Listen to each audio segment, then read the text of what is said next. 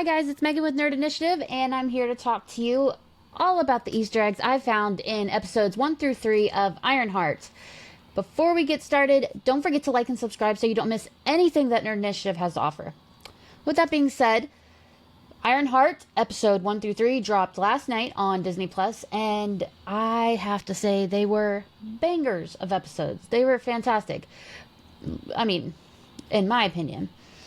No matter what our opinion is, you cannot deny the amount of Easter eggs they have hidden in just these 3 episodes. Little ones connecting to the comics, connecting to the greater MCU. It's all there, and I want to talk to you about the ones I found.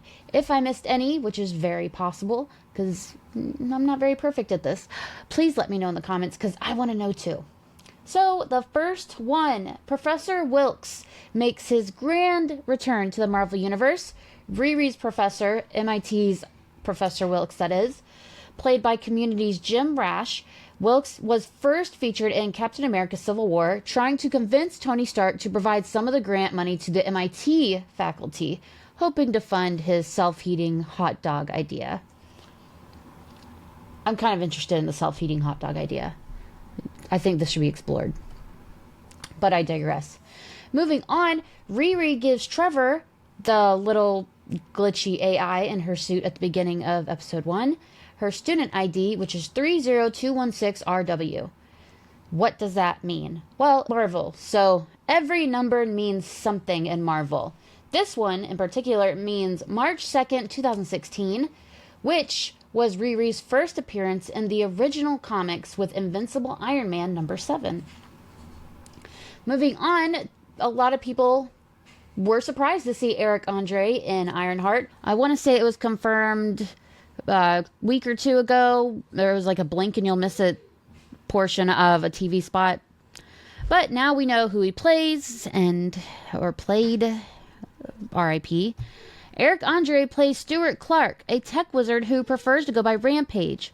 Rampage is actually a character from the comics who once served as tech support for the Punisher. So, the more you know. The next one, Riri talks about how she no longer has money from the Stark Fellowship. That's the grant that Tony set up for the MIT students in Captain America Civil War, and that is the grant that her professor wanted to use to fund his self-eating hot dog idea, which I still think we should explore. Next one, in the comics, Riri's AI was patterned after the brain of Iron Man himself, Tony Stark. So the comment from Natalie's AI saying, "Who else would it be?" It was definitely a nod to that. Who else could it be? It could have been Tony Stark. It was never going to be Tony Stark, but that's who else it could have been, Natalie. So the next one, hacker extraordinaire Slug, who is amazing, might be my favorite character, confirms they are one of Madripoor's most wanted. A city filled with crime and run by the power broker, Madripoor is first featured in Falcon and the Winter Soldier. And I have to say, my X-Men loving heart sang when they said Madripoor. That was fantastic. Another part of Parker's little clique of thieves, the Blood Siblings, or Blood Sibs as they're called, seem to be inspired by the comics Blood Brothers, a cosmic duo who once served Thanos and were mainly Iron Man villains. But I think they're inspired by them because, like, wouldn't they be? I don't know. I think they are, so. The next one, Parker Robbins the Hood, also has a cousin named John. In the comics, John is the one who tipped Parker off to his magical hood and boots, and eventually becomes the villain known as Cancer, which is just such a strange name for a villain, but I get it. John and Parker used to run these heists together, and at one heist, that's where Parker got the hood and boots. So, they are 2 peas in a can, you could say. Well, I guess not now.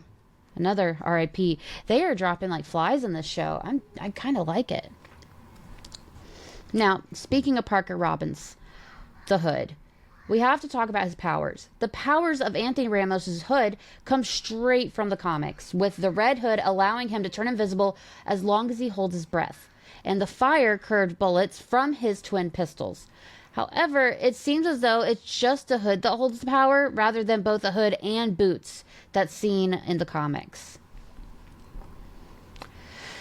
All right.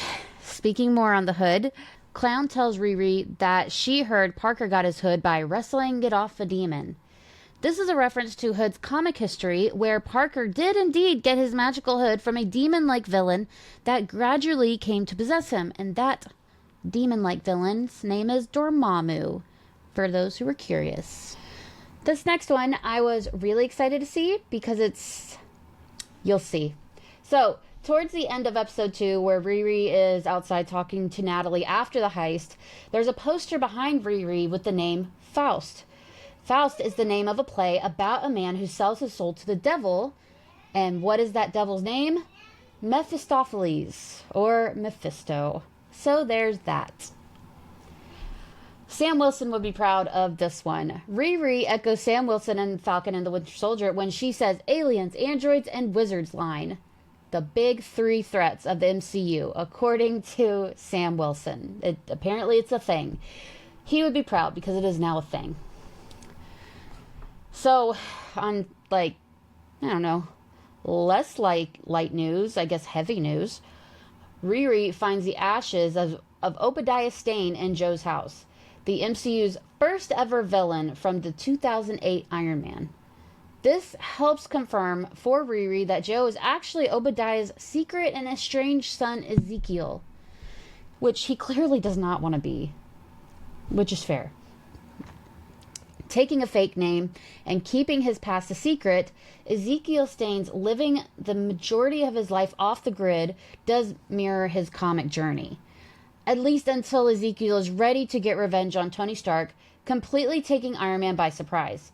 In the MCU, it looks as though Riri is the one who pushed Joe into facing his past. Because I like him so much more now. He was such a little dweeb at the beginning. But now we're getting somewhere with him. And it kind of seems like they're pushing Riri and Ezekiel together, which is unexpected. Also, we got an interesting name drop, if no one noticed. Ezekiel refers to his father as Ironmonger, which was kind of cool. While Obadiah did refer to himself and Tony as Ironmongers in 2008's Iron Man, this is the first time in 17 years that the comic's name has been attributed to Obadiah alone, and after his crazy suit of armor was created. So those are all the Easter eggs I found. I'm sure I'm missing probably like 100. There were so many. Let me know in the comments which ones you found. Like I said, be sure to like and subscribe so you don't miss anything that Nerd Initiative has to offer. And please have a great day.